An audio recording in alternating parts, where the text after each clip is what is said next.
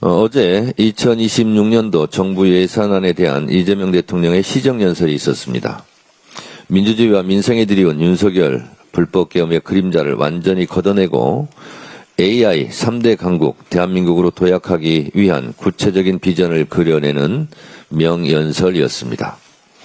인공지능 시대를 여는 대한민국의 첫 번째 예산답게 728조 원의 전체 예산 중에서 역대 최대로 35조 3천억 원의 R&D 예산이 편성됐습니다.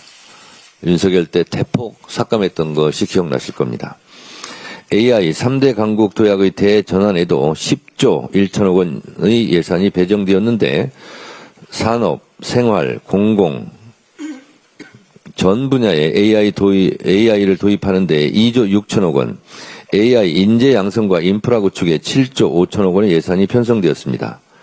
AI 시대 스마트 강군으로 전환하기 위해 국방 예산도 올해보다 8.2% 증액된 66조 3천억 원이 편성되었고 첨단 전략산업을 집중 육성하기 위한 150조 규모의 국민성장 펀드 조성 계획도 담겼습니다.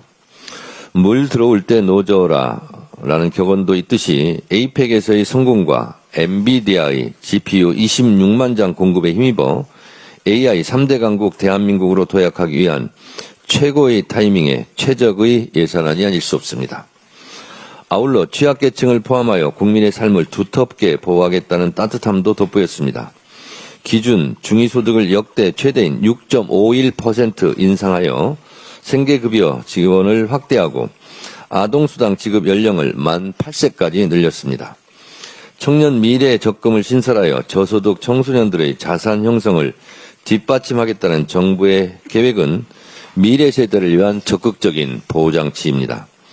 장애인과 노인 일자리를 확충하고 인구 감소 지역에 농어촌 기본소득을 도입하며 지역사회 통합 돌봄을 전국적으로 확산하겠다는 정부의 계획도 열렬한 박수를 받기에 충분합니다.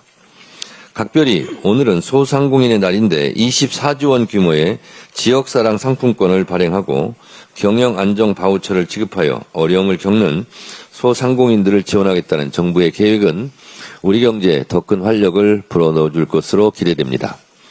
뿐만 아니라 국민의 생명과 안전을 굳건하게 지키겠다는 이재명 대통령의 결연한 의지도 읽을 수 있었습니다.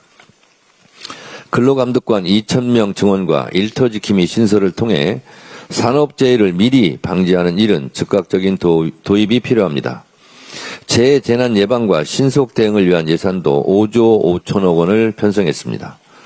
예산안은 결국 선택과 집중인데 탁월한 선택과 과감한 집중이 이루어진 예산이라 평가합니다.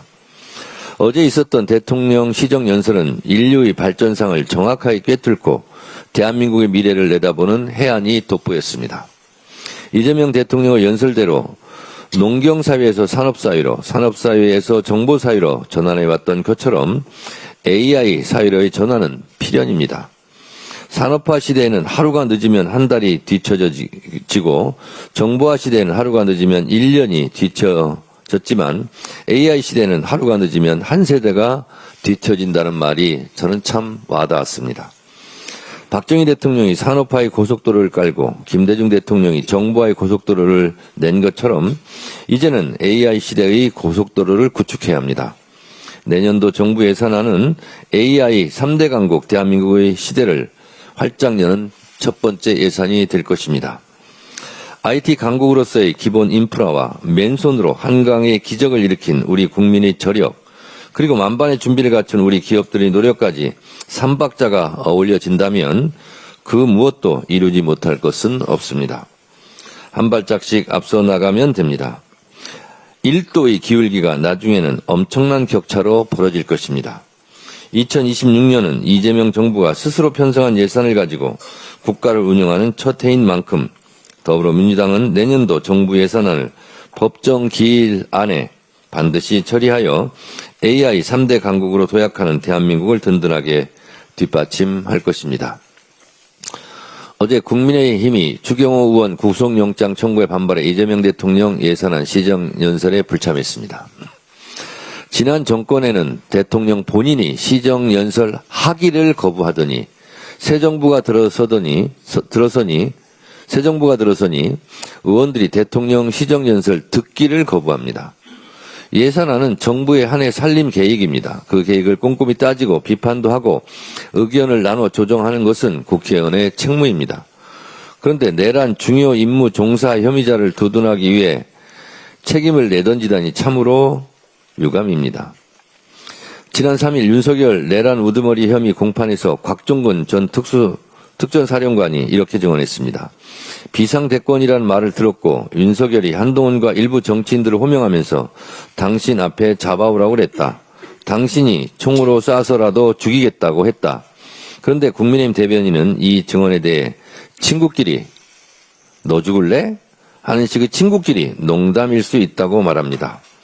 비상계엄이 장난감 총 들고 싸우는 병정놀이 하듯 하찮은 것이었습니까? 내란이 장난이었습니까?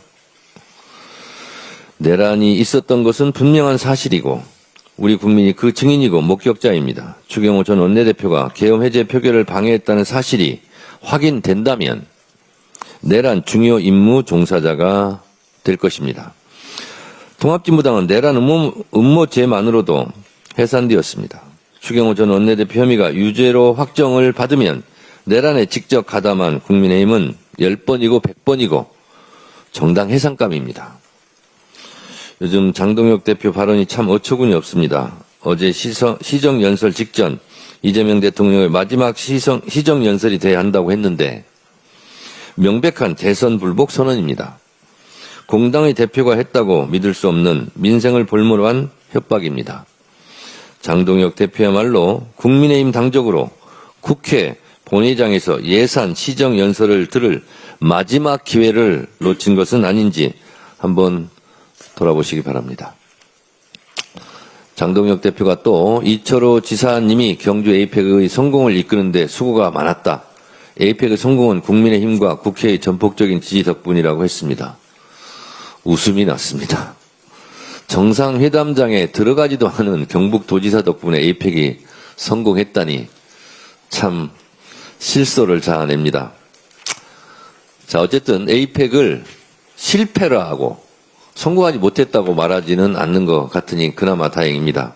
각국 정상들과 직접 만나 담판을 짓고 역대급 성과를 거둔 이재명 대통령은 그렇다면 성공 그 이상의 성공이라고 국민의힘도 스스로 인정하는 것 같아 어쨌든 감사합니다. 네, 고맙습니다. 네, 다음으로